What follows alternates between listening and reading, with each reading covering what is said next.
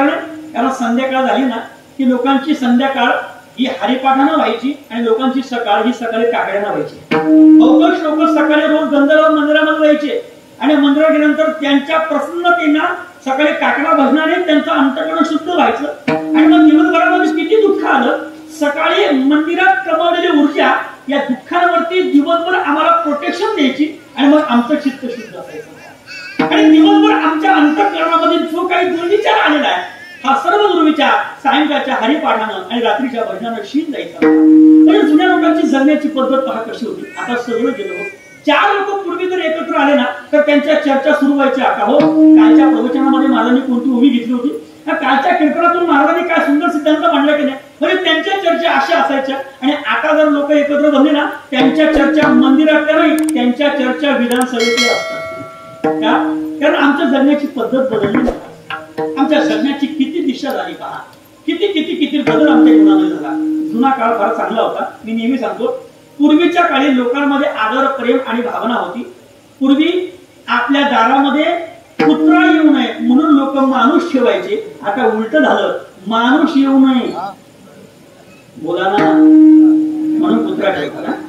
किती सुधारलो आम्ही नाही करणार. किती सुधारलो किती प्रगती आमची झाली पाहणं. पूर्वीच्या काळी तर वायरचा फोन होता. काय म्हणायचे त्याला वायरच्या फोनला काय म्हणायचे लँडलाईन म्हणायचे. तो वायरचा फोन फार चांगला होता. म्हणजे तो फोन जर आला ना महाराज त्या वायरच्या फोनने लांबची माणसं जवळ केली होती. दीपक महाराज आमच्या घरी लहानपणी फोन होता तो वायरचा फोन आणि लहानपणापासून तो प्रसंग आम्ही पाहतो. म्हणजे फोन गल्लीमध्ये सगळा आमचाच नंबर असायचा आणि कोणालाही बोलणं झालं तर ते आमच्या घरी यायचे. आम्ही लहानपणापासून पाहतोय. समजा तिकून जर तिची आई बोलत असेल आणि इकून जर एखादी मुलगी बोलत असेल ना तर त्या आईनं बोलायचं आणि या मुलीनं फक्त ऐकायचं आणि रडायचं एवढंच करायचं.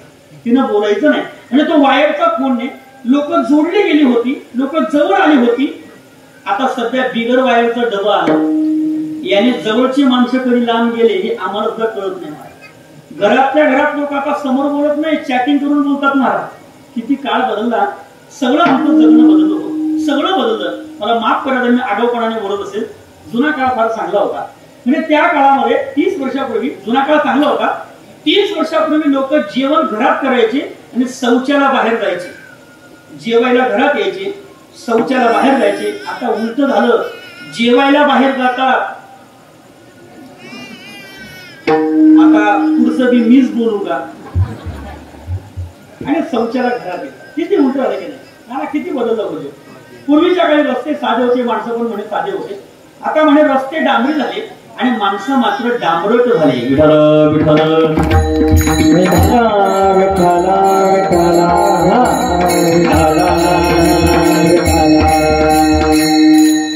सगळा परिणाम झाला हो. आमच्या जीवनातल्या 2 गोष्टी निघून गेल्या. प्रामाणिकपणे सर्वांना कबूल करावं लागेल. 2 गोष्टी आम्ही फार दूर केल्या महाराज. दूर केल्या. आम्ही त्यांच्या जवळ जायची आता आमची इच्छा राहिली नाही.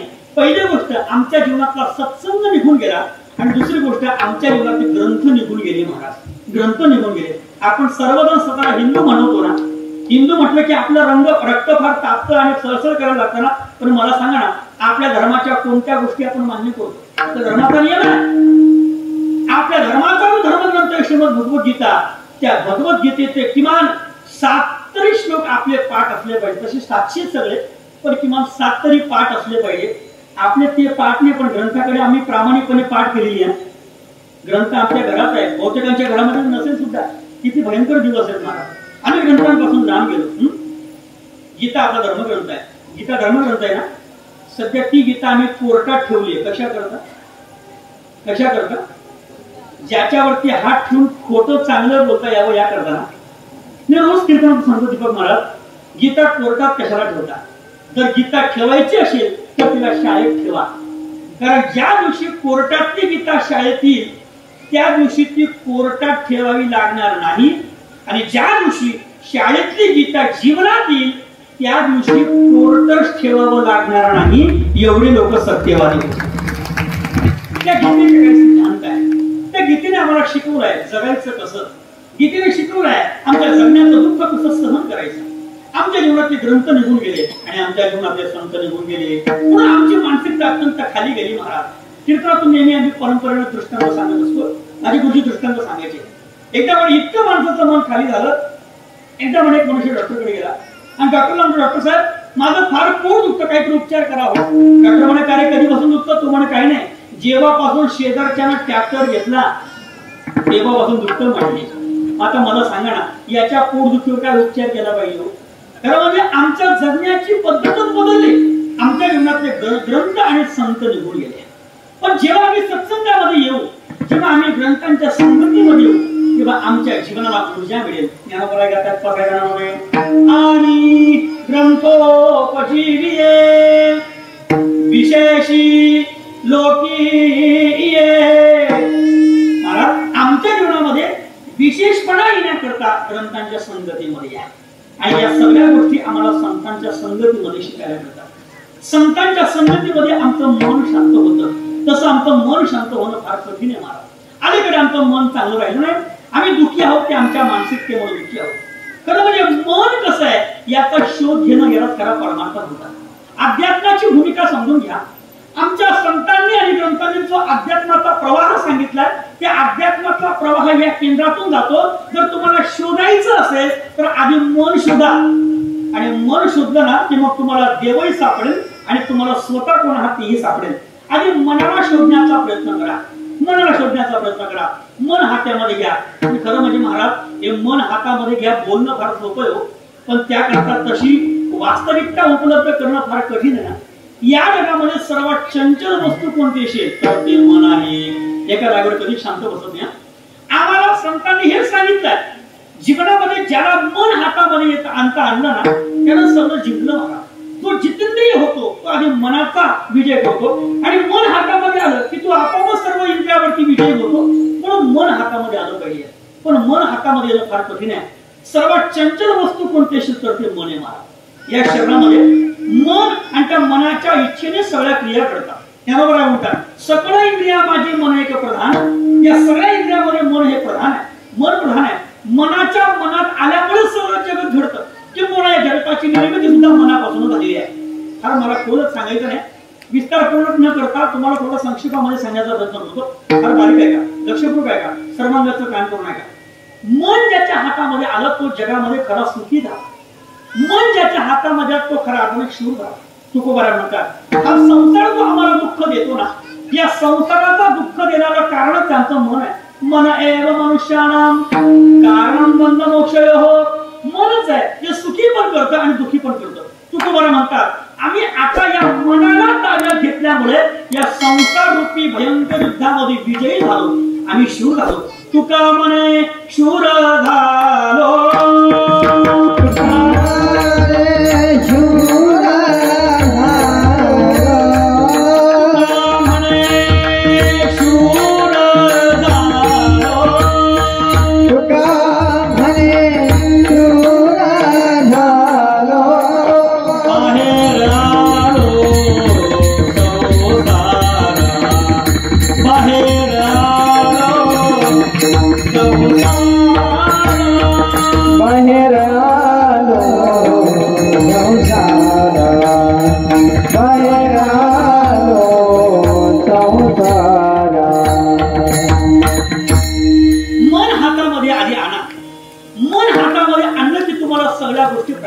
भगवान असा सल्ला अर्जुनाला देतात जिथे.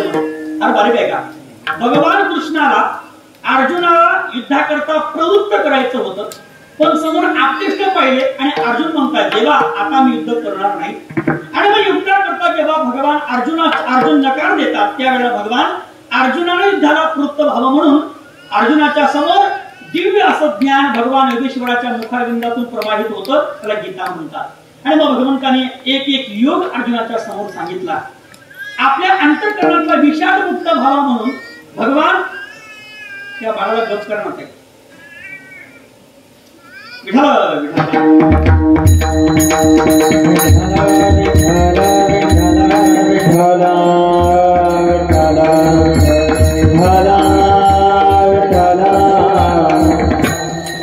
भगवान अर्जुनाच्या समोर गीता प्रतिपादन करतात. आणि मग एक एक योग सांगतायत. सांख्ययोग, कर्मयोग, कर्म संन्यास योग, त्या ठिकाणी ज्ञान संन्यास योग, आणि मग पुन्हा आत्मसंयम योग, भक्ती योग, असं योग सांगता सांगता भगवान अर्जुनाला सांगता अर्जुना या जगामध्ये ते मरणार आहे की तू मरणार आहे याचा विचार सोड, तू फक्त युद्ध करत राहा. कर्मण्येवाधिकारस्ते मा फलेषु कदाचन. हे अर्जुना तू कर्म करत राहा, कर्म परिणामाचा विचार करू नको. हे मरतील किंवा तू मरेल याचा विचार सोड, तू तुझं कर्म करत राहा. अर्जुनाने अनेक शंका उपस्थित केल्या आणि मग त्या शंकेतून एक शंका सांगितली, देवा या सगळ्या गोष्टीमधून मला पण कळतं इथं दुःख करणं योग्य नाही, पण मी ऐकायला तयार आहे, पण माझं मन ऐकायला तयार नाही. सांगा देवा मी काय करू. भगवान म्हणतात ऐक ना, हे जे तुझं आगाऊ मन आहे ना, आगाऊ मन, हे तुझं मन तुझ्याकडे ठेवू नको, ते तुझं मन मला देऊन टाक. भगवान बोलले 9व्या अध्याय शेवटच्या क्रमांकात, मन मना भगवद भक्तो मध्याजीनाम नमस्कुरु मामे वैश्यसी त्वैव महात्मानं मत्परायणा. तू मन हे मीच करी माझी भजनी प्रेम धरी सर्वत्र नमस्कारी मदये काते. हे अर्जुना तुझं मन मला देऊन टाक. अर्जुन म्हणतात देवा मन देऊन टाक, बोलायला काय लागतं तुम्हाला. हे मन देणं काय म्हणजे काय, 500 रुपये घेऊन मत देणं तर सोपं वाटतं का? अत्यंत कठीण ना देवा. चंचलम ही मन कृष्ण प्रमाती बलवद्रम. अत्यंत चंचल देवा हे मन. सांगा ना या चंचल चपड़ा चंचल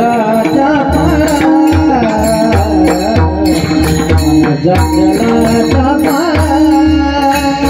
जाता येता न लगे वेड़ा, जाता येता न लगे वेड़ा. मन चंचल चपला मन चंचल चपला. देवा हे मन फार चंचल मन चंचल चपळ जाता येता न लगे वेळ. अत्यंत चंचल आहे. काही केल्या मन हे शांत होत नाही. महाराज मन शांत होत नाही. अनेकांना मनाने दुःख दिलंय. ज्यांनी ज्यांनी मनाचा शोध घेण्याचा प्रयत्न केला ते मनुष्य मनाच्या शोधामध्ये स्वतः हरवून गेले. या मनाचं स्वतंत्र शास्त्र आहे, त्याला सायकोलॉजी मानसशास्त्र असं म्हणतात. महाराज या जगामध्ये अत्यंत सूक्ष्म काय असेल तर ते माणसाचं मन आहे. सापडत नाही फार भयंकर आहे. मन शांत होत नाही. किती प्रयत्न करा मन शांत करण्याचा, पण मन एका जागेवर शांत होत नाही. किती प्रयत्न करा एका जागेवर बसवण्याचा, पण मन बसत नाही. आता मला खरं सांगा, माझ्या समोर बसून तुम्हाला 1 तास झाला की नाही? खरं सांगा, प्रामाणिकपणे सांगा, 1 तासापासून तुम्ही माझ्या समोर बसलेला आहात, पण खरं सांगा तुम्ही मनाने बसलाय का? नाही ना. धन्यवाद बोल. म्हणजे एवढ्या पोट तिकडे मी तुम्हाला सांगतोय आणि तुम्ही खुशाल नाही म्हणता.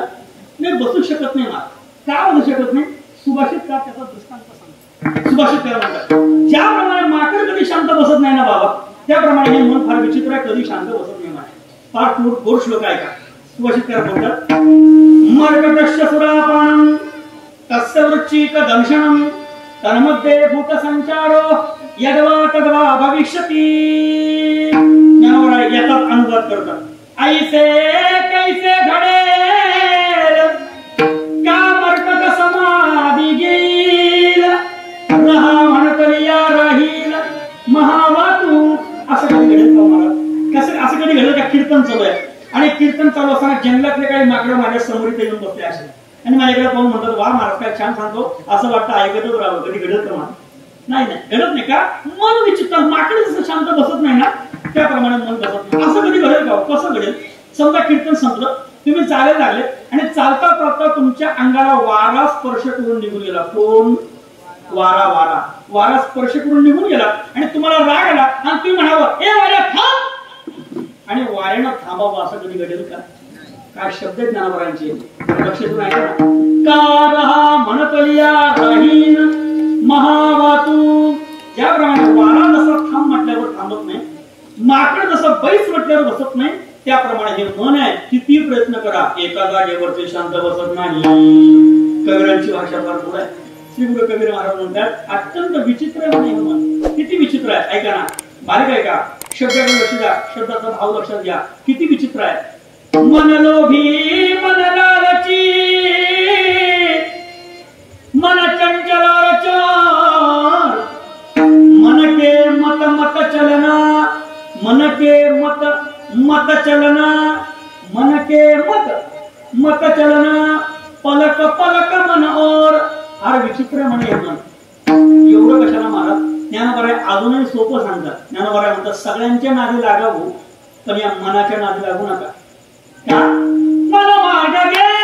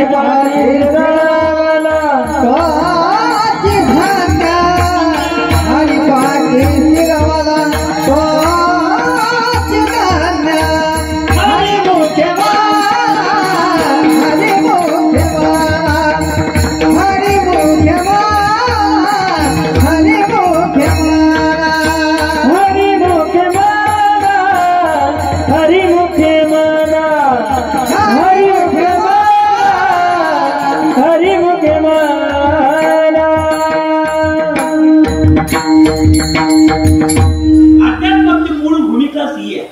आम्हाला मनाला पाहायचंय महाराज. मन दिसत नाही पण त्याला पाहता येतं. कसं? अभ्यासाने पाहता. अभ्यासाचे बळे एकागती अंतराळे. महाराज म्हणतात व्याघ्र सत्व प्रांजळे केले की अभ्यासाने मन पाहता येतं, अभ्यासाने मन स्थिरही करता येतं आणि अभ्यासाने या मनाच्या आतमध्ये अंतरंग परमात्मा चैतन्य स्वरूपाचं दर्शनही करता येतं. त्याकरता प्रयत्न असला पाहिजे, त्याकरता आमच्या जीवनामध्ये पुण्य असलं पाहिजे आणि त्याकरता सद्गुरूंची कृपा असली पाहिजे.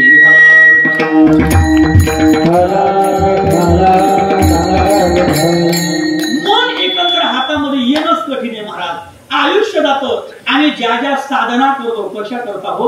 फक्त मनाला शांत होण्याकरता. आता ऐका ना, आपण उपवास करतो की नाही? सध्या नवरात्रोत्सव चालू आहे आणि माझ्यासमोर बसलेल्या सर्व माता माऊल्यांचे मला तो उपवास आहे असं गृहीत चालतो. सर्वांचेच उपवास आहेत. उपवास कशा करता करतो? उपवासाचं कारण काय? उपवासाचं कारण हेच आहे, आमचं मन शांत होण्याकरता, या मनाचा निग्रह करण्याकरता, जेवण करण्याकरता सुद्धा आम्हाला त्या ठिकाणी मला अवसर मिळू नये इतकं अवधान आमचं मनाच्या निग्रहावरती असावं, याकरता हा उपवास आहे.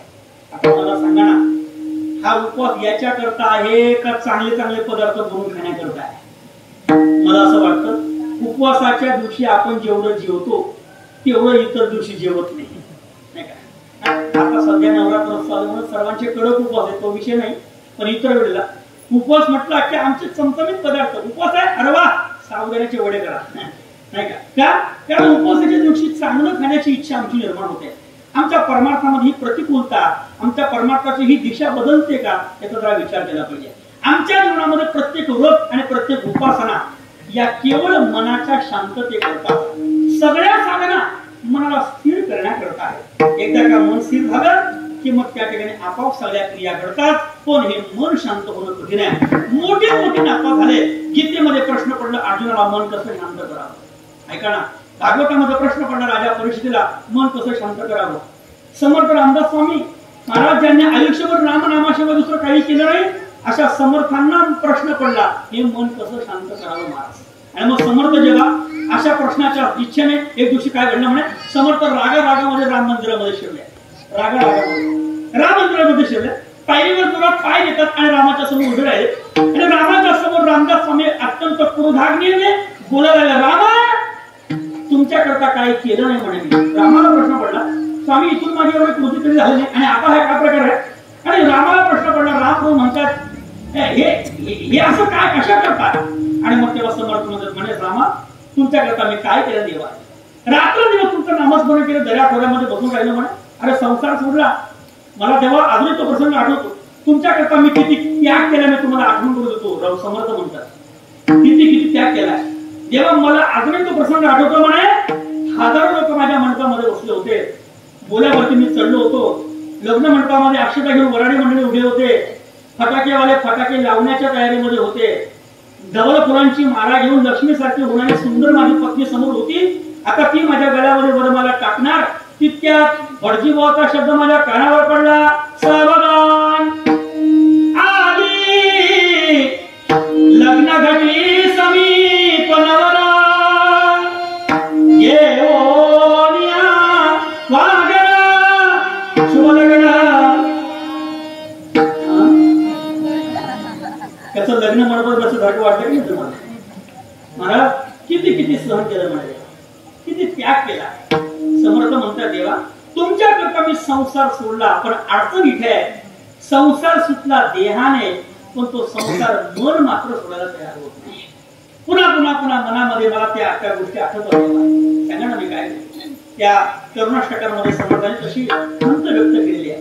संसार संगे बहुशील नोमी कृपा करी दे रघुराज स्वामी, प्रारब्ध माझे कळता कळेना तुझी न रामा मदकंठ वेणा. हे रामचंद्रा तुमच्याशिवाय आणि हा संसार मला सुटत नाही देवा, सांगा ना मी काय करू. आणि मग समर्थाने मनाचे शोक गेले बरं का. मन सज्जना भक्तिपंथेची लावे तरी श्रीहरी पारी देतो स्वभावे. हे म्हणा तू सज्जन आहे बाबा. समर्थ म्हणतात मनाला तू सज्जन आहे. विचारावर आपल्या मनाला तू सज्जन आहे का? नाही ना महाराज. पण हे मन विचित्र आहे.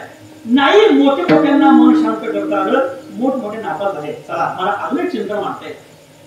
समर्थांना प्रश्न पडला मन कसं शांत करावं, परीक्षितला प्रश्न पडला मन कसं शांत करावं.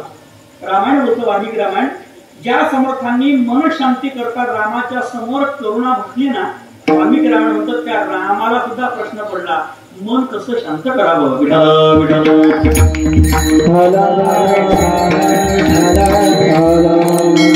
वाल्मिकी रामायणामध्ये प्रसंग आहे, फार बारीक आहे का, लक्षपूर्वक आहे का. वाल्मिकी रामायणामध्ये प्रसंग आहे. राम प्रभू विद्याभ्यास करत होते वशिष्ठांच्या आश्रमामध्ये, आणि त्यावेळेला संध्याकाळची वेळ होती. आकाशामध्ये अंधार झाला होता, म्हणजे सूर्यास्त झाला होता, पण तरी सुद्धा पूर्ण अंधार नव्हता, अजून प्रकाश तसा होता. सूर्यास्त झाला पण अंधार झाला नाही, त्याला संधी काळ म्हणतात. पूर्ण अंधार पण नाही आणि पूर्ण प्रकाश पण नाही, असा संधी काळ होता. आणि सर्व आश्रमातल्या गेलेल्या गायी पुन्हा आश्रमामध्ये येत होत्या. आश्रमामध्ये दिवे लागण्याची वेळ झाली होती. ऐका, दिवे लावायला सुरुवात झाली होती. संध्याकाळच्या वेळेला रामप्रभू वशिष्ठजींचे पाय चेपत बसले होते. डोळे बंद केले वशिष्ठ मुनींनी आणि स्वानंद स्वरूपामध्ये लीन झाले. आणि रामप्रभू त्यांचे पाय चेपतायत. आणि रामप्रभू पाय चेपता चेपता चेपता चेपता वशिष्ठ मुनी डोळे उघडतात आणि रामाच्या चेहऱ्याकडे पाहतात. आणि त्यांना दिसलं रामाच्या चेहऱ्यावरती चिंता आहे. रामाचा चेहरा त्यांनी वाचला. शहाणा माणूस आणि अध्यात्मातला जाणकार माणसाचा चेहरा पाहून त्याच्या मनात काय चाललंय हे ओळखून घेतो महाराज. आपला मन आपला चेहरा म्हणजे आपल्या मनाचा आरसा आहे का. आपल्या मनात काय चाललंय हे सगळं चेहऱ्यावर कळतं, चेहऱ्यावर कळतं. आणि मग त्या ठिकाणी रामप्रभूंना विचारतात वशिष्ठ होते, रामा तुझ्या चेहऱ्यावरती चिंता? हो गुरुदेवा माझ्या चेहऱ्यावरती चिंता आहे. म्हणजे काय चिंता आहे? आणि मग रामप्रभू आपल्या अंतःकरणातली खंत व्यक्त करून दाखवतात. रामप्रभू म्हणतात देवा मी फार भाग्यवान, तुमच्यासाठी गुरु मला मिळाले, फार भाग्यवान. अल्प काळामध्ये मला सगळ्या विद्या प्राप्त झाल्या. 14 विद्या 64 कला मी सगळं शिकलो. अल्पकाळ विद्या सर्व पायी. गोस्वामी म्हणतात अल्प काळामध्ये मला सगळं मिळालं, मला सगळ्या कला जमल्या, पण माझी अडचण अशी म्हणे हे मन कसं शांत करावं ते मला अजून जमलं नाही. कोण म्हणतंय? रामप्रभू म्हणताय वशिष्ठांना हे मन कसं शांत करावं जमत नाही. म्हणजे का? पण देवा मी आहे आश्रमामध्ये.